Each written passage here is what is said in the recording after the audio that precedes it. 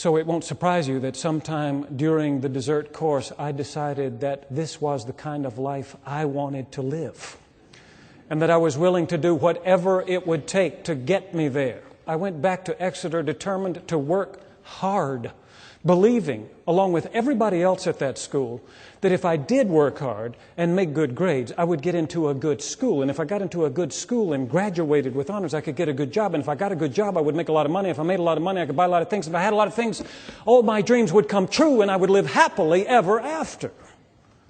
It was the unwritten creed of the academy. I think I've told you that my dad, who was a Presbyterian minister, took what amounted to a vow of poverty when we moved to West Virginia in 1966. Mom used to tell me that he could have made a lot of money.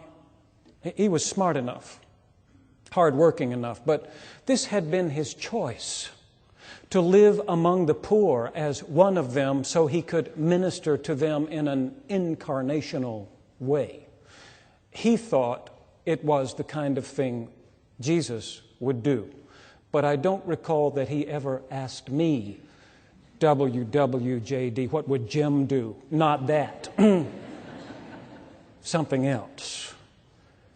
We lived in this old white farmhouse up on a hill, and I remember that it and the 28.5 acres that came with it were priced to sell at $4,000 when we bought the place. And on the first walkthrough, my dad fell through the floorboards in the living room. It was a fixer-upper.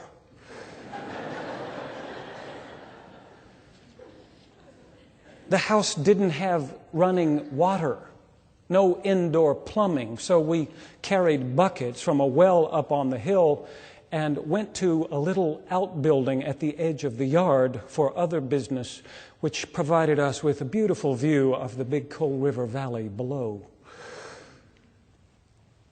As I looked around that house, it didn't matter so much. I had been perfectly comfortable there, happy there, really, until that week in New York. And the next summer, when I was home again with my parents and brothers, I got a call from John, who said he was thinking about driving down to see me for a few days. And I want you to imagine how it was for me speaking to John on the phone, hearing him make that suggestion as I looked around at that house and that family, my barefoot brothers running in and out the back door, thinking what it would be like for him to spend time there with them. I didn't think it was a good idea, and I told him so, but he came anyway. Driving down from New York in the new car his parents had bought for him, arriving just in time for my father's birthday dinner. So John sat down at the table with us, and I couldn't help comparing the meagerness of that meal on the table to the abundance of that Thanksgiving dinner I had enjoyed with John and his family. And then my mom brought out the cake, the birthday cake, which looked embarrassingly homemade, all sliding off to one side as it was. And we all sang the birthday song and watched my dad blow out the candles. And I kept glancing at John to see how he was handling all this, birthday dinner with the Clampetts. But he seemed to be fine, smiling and singing along with the rest of us. And then we finished the cake and my dad began to open the presents, and it was only then that I remembered what I had bought for him 2 weeks earlier. Back in those days, my dad used to drive his car all over the place. It was an old car with vinyl seats and no air conditioning. And on a hot summer day, I had watched him get out of the car with his thin cotton shirt glued to his back by sweat. And so when I had been at Kmart 2 weeks earlier and had seen this ventilated plastic seat cover that allowed air, cool air, to move between the passenger and the seat, I thought it would be the perfect thing for my dad. Plus, it only cost $3. So I bought it and wrapped it and set it aside, and I had forgotten about it until that evening when Dad was unwrapping gifts and John was sitting there. John, who probably bought for his dad a new Rolex for each wrist. The closer Dad came to opening my gift, the more I squirmed, and when he finally took off the wrapping paper, I was mortified. Everybody could see easily that it was the cheapest gift there. And yet, Dad made this big fuss over it, making it a point to look me in the eye and tell me what a thoughtful gift it was and how much he appreciated it and how he looked forward to using it. It cost $3, for crying out loud, at Kmart. But Dad was going on and on about it as if I had just bought him a new car and not a flimsy plastic seat cover.